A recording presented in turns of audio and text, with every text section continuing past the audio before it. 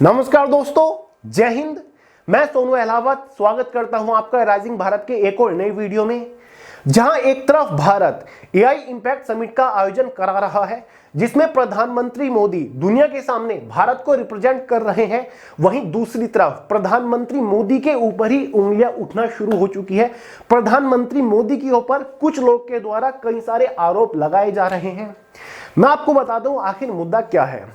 यहां पर बहुत सारे लोगों का कहना है कि प्रधानमंत्री मोदी जी बांग्लादेश के सामने झुक गए हैं।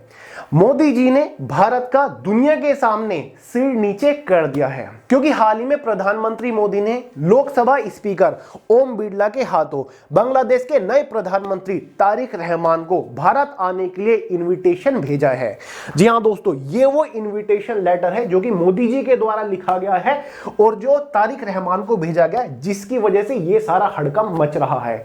क्योंकि गाइस, उन लोगों का कहना है कि ये वही बांग्लादेश है जिसमें आज से कुछ दिन पहले भारत विरोधी नारे लग रहे थे, भारत मुर्दाबाद के नारे लग रहे थे, भारतीय हिंदुओं के ऊपर अत्याचार हो रहे थे।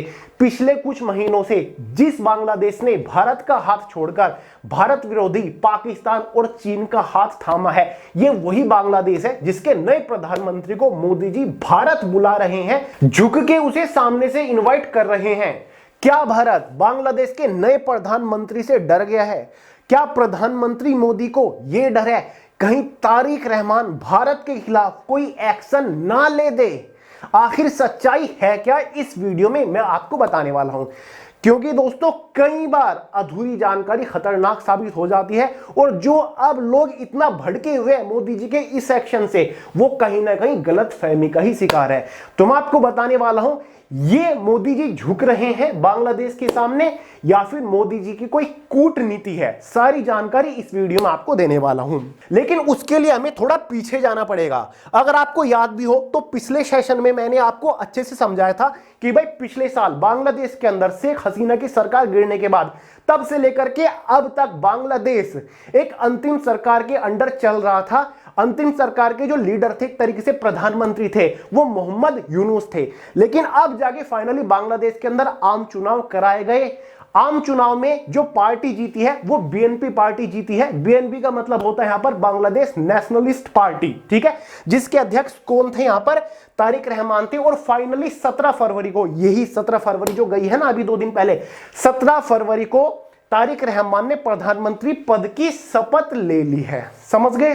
और तब से लेकर के अब तक, ठीक है, जब शेख हसीना की सरकार गिरी बांग्लादेश के अंदर, शेख हसीना भारत के अंदर रह रही है, दिल्ली के अंदर रह रही है अपने निजी निवास के अंदर, और तब से लेकर के अब तक बांग्लादेश के अंदर भारतीय विरोधी भावनाएं बहुत ज्यादा भड़की हैं। लोग भारत का विरोध करने लग गए हैं क्योंकि प्रधानमंत्री मोदी ने उसे, शेख हसीना को यहां पर शरण दे रखी है। इस वजह से लोग भड़के हुए हैं, ठीक है। और कई बार जो भारत है वो सवाल उठाता रहा है कि भाई अल्पसंख्यक जो लोग हैं बांग्लादेश के अंदर, लगभग 1.5 करोड़ के आसपास हिंदू है, वो वहां पर सेफ नहीं है। इस वजह से बांग्लादेश इस चीज को नकारता रहा है और थोड़ा गुस्से में रहा है। तो इन पिछले कुछ महीनों में भारत और बांग्लादेश के जो संबंध रहे हैं, रिश्ते रहे हैं, वो सबसे खराब हुए, सबसे निचले स्तर पर पहुंचे हैं। ये चीजें मैंने आपको यहां पर भी बता दी थी, ठीक है।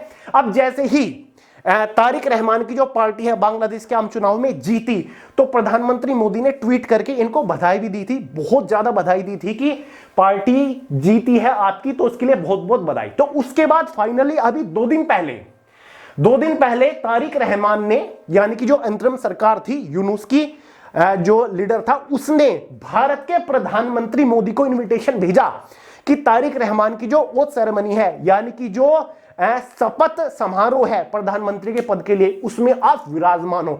यानी कि पहले इनविटेशन प्रधानमंत्री मोदी जी को आया था। तो भाई इस टाइप की खबरों के ऊपर भी तो नजर डाला करो। Om Birla to represent India as PM Modi decline Yunus invite, यानी कि जो यूनुस ने भारत को, प्रधानमंत्री मोदी को ओथ सेरेमनी के लिए बुलाया था, उसमें प्रधानमंत्री मोदी ने मना कर दिया जाने से। मना क्यों करा, उसका भी अपना एक कारण था। 16 फरवरी से लेकर के 20 फरवरी तक भारत के अंदर एआई इंपैक्ट समिट चल रही है। तो तब जब इनको बुलाया गया, उस टाइम पर जो फ्रांस के प्रेसिडेंट है एमैनुअल मैक्रों, वो भारत के अंदर आए हुए थे, मुंबई के अंदर आए हुए थे। मोदी जी उनके स्वागत में लगे हुए थे। अलग अलग देश के लीडर भारत के अंदर आ रहे थे। तो भाई फेस्टिवल के चलते, एआई का जो फेस्टिवल चल रहा है उसके चलते मोदी जी को मना करना पड़ा कि भाई मैं नहीं आ सकता, और अपनी जगह भेजा किसको, ओम बिरला को भेजा, जो कि लोकसभा के क्या है, स्पीकर है। ठीक है, तो ओम बिरला ने इनके जो शपथ समारोह था तारिक रहमान का, उसमें शिरकत लाई। ठीक है, क्योंकि सामने से इनविटेशन आया था, और ओम बिरला के हाथों ही मोदी जी ने यह इनविटेशन भेजा है तारिक रहमान को। यह आप स्क्रीन के ऊपर देख सकते हैं, जिसमें उन्होंने बधाई दी है नए प्रधानमंत्री को कि आप नए प्रधानमंत्री के पद पर यहां पर विराजमान हो रहे हो, तो उसके लिए बहुत सारी बधाइयां। और तारिक रहमान को भारत आने के लिए इनवाइट किया है। तारिक रहमान साथ ही उनकी बीवी, उनकी वाइफ जो जुबैदा रहमान है, और उनकी बेटी राइमा करके कुछ नाम है, उन तीनों को भारत में के लिए इनवाइट किया कि जब भी आपका टाइम हो अच्छे से भारत आपको जरूर आना है। ठीक है, तो ये था पूरा किस्सा। मोदी जी या फिर भारत बांग्लादेश के सामने नहीं झुका। पहले बांग्लादेश को भारत ने इनवाइट नहीं किया, पहले बांग्लादेश का जो नया प्रधानमंत्री है वो अपनी शपथ समारोह में भारत के प्रधानमंत्री को इनवाइट कर चुका था। ठीक है, तो ये था वो पूरा का पूरा मुद्दा। अब बात करते हैं कि भारत ने जो ये इनविटेशन भेजा है, बुलाया है तारिक रहमान को, तो क्या इसके पीछे भारत की कोई कूटनीति है? बिल्कुल कूटनीति है, क्योंकि दोस्तों बांग्लादेश भारत का सबसे करीबी देश है। ठीक है, और बांग्लादेश भारत को बहुत ज्यादा व्यापार देता है, इतना देता है कि आप सोच भी नहीं सकते। देखिए, भारत बांग्लादेश को जो सबसे अधिक मात्रा में एक्सपोर्ट करता है ना, वो पता है क्या करता है? वो अनाज करता है। मगर आपको बताऊं तो हर साल लगभग 299 मिलियन अमेरिकी डॉलर, ठीक है, इतने रुपए का लगभग 300 मिलियन डॉलर का अनाज एक्सपोर्ट बांग्लादेश में करता है। यानी कि बांग्लादेश एक तरीके से इनडायरेक्टली भारत के किसानों को बहुत ज्यादा मदद दे रहा है। ठीक है, बहुत ज्यादा मदद दे रहा है। केवल इतना ही नहीं, मगर आपको बताऊं तो भाई बांग्लादेश में भारत से पता क्या क्या जाता है? टेक्सटाइल और सूत, कपास, सूती धागा, ये सारी चीजें जाती है। चावल, गेहूं, मक्का, प्याज, लहसुन और अन्य अनाज जाता है। साथ ही रिफाइंड पेट्रोलियम, खनिज तेल और बिटुमिन पदार्थ भी जाते हैं। साथ ही रसायन, केमिकल, प्लास्टिक, लोहा और इस्पात भी जाता है, स्टील वगैरह, मशीनरी, यांत्रिक उपकरण और वाहन के पुर्जे जाते हैं, स्पेयर पार्ट्स। ठीक है, साथ ही फार्मास्यूटिकल, दवाइयां और कपड़े भी, तैयार किए हुए कपड़े भी जाते हैं। ठीक है, देखिए दोस्तों, बांग्लादेश के अंदर जो टोटल इंपोर्ट होता है, बांग्लादेश जो टोटल इंपोर्ट करता है ना पूरी दुनिया के अलग अलग कंट्री से, भारत उसमें दूसरे नंबर पर है। जितना इंपोर्ट करता है उसका 12% भारत हिस्सेदार है। यानी कि बांग्लादेश में जितना इंपोर्ट हो रहा है, चाइना कर रहा है, पाकिस्तान कर रहा है, ऑस्ट्रेलिया कर रहा है, अमेरिका कर रहा है, उसमें से अकेला 12% पर भारत है। नंबर 1 पर कौन है? तो भाई नंबर 1 पर तो यहां पर चीन है। चीन लगभग बांग्लादेश का जो टोटल इंपोर्ट हो रहा है उसका 21% हिस्सा होल्ड करता है, और भारत कितना करता है? 12% हिस्सा होल्ड करता है। बाकी में अन्य कंट्रीज आती है छोटी मोटी, जैसे कि पाकिस्तान, अफगानिस्तान, जो भी कंट्रीज हैं। ठीक है, और इतना ही नहीं, यहां पर देखिए वित्तीय वर्ष 2025 में कुल व्यापारिक कारोबार 13.51 अरब डॉलर तक पहुंच गया है। यानी कि दोस्तों पिछले साल तक भारत और बांग्लादेश के बीच में जो कारोबार है वो 13.51 अरब डॉलर का है। मतलब इतना कारोबार बांग्लादेश भारत को दे रहा है। जी हां दोस्तों, तो भाई भारत की अब तक के जितने भी अलग अलग देशों के साथ ट्रेड डील है ना, उनमें से बांग्लादेश के साथ भारत की सबसे बड़ी और सबसे स्ट्रॉन्ग ट्रेड डील है। और पिछले दिनों में जब अंतरिम सरकार थी बांग्लादेश के अंदर, शेख हसीना की सरकार गिर गई थी और बांग्लादेश में भारत विरोधी नारे चल रहे थे, उस टाइम पर भारत और बांग्लादेश के रिश्ते सबसे ज्यादा खराब हुए थे। तो भारत को इसी चीज का एक डर था कि इन खराब रिश्तों की वजह से ट्रेड डील में कोई दिक्कत ना आए, क्योंकि इस चीज को देखते हुए पाकिस्तान और चाइना भारत बांग्लादेश की तरफ दोस्ती का हाथ बढ़ा रहे थे। धीरे धीरे चाइना अपनी सप्लाई बढ़ाने की कोशिश कर रहा था, और इसी बीच पिछले 8-10 महीनों में ही चाइना ने कई सारी बड़ी इन्वेस्टमेंट कर दी बांग्लादेश के अंदर, जो कि भारत और बांग्लादेश के व्यापार के लिए काफी खतरनाक है। तो यही एक बड़ा कारण है कि मोदी जी नए प्रधानमंत्री की तरफ एक तरीके से दोस्ती का हाथ बढ़ा रहे हैं। प्रधानमंत्री मोदी चाहते हैं कि ये जो नई सरकार आई है बांग्लादेश के अंदर, बीएनपी, इसके साथ हमारे रिश्ते सुधर जाएं। और इतिहास में भी यही देखा गया है कि जब जब बांग्लादेश के अंदर बीएनपी सरकार रही है, भारत और बांग्लादेश के रिश्ते काफी सही रहे हैं, काफी बढ़िया रहे हैं।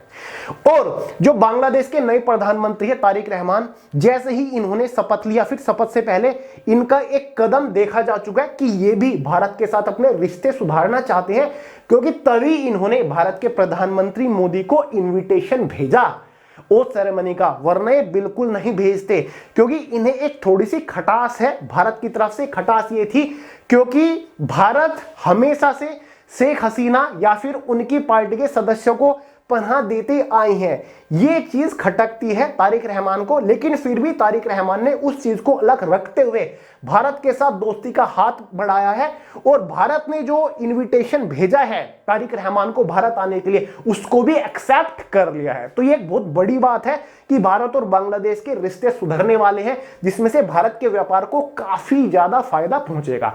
तो जितने भी लोग ये उछल रहे थे ना कि भारत को झुका दिया है मोदी जी ने दुनिया के सामने, बांग्लादेश के सामने झुककर, तो ऐसा नहीं है, ये एक कूटनीति है। और वैसे भी सामने से पहले इनविटेशन आया था, तब जाके मोदी जी ने उसके रिप्लाई में इनविटेशन भेजा है।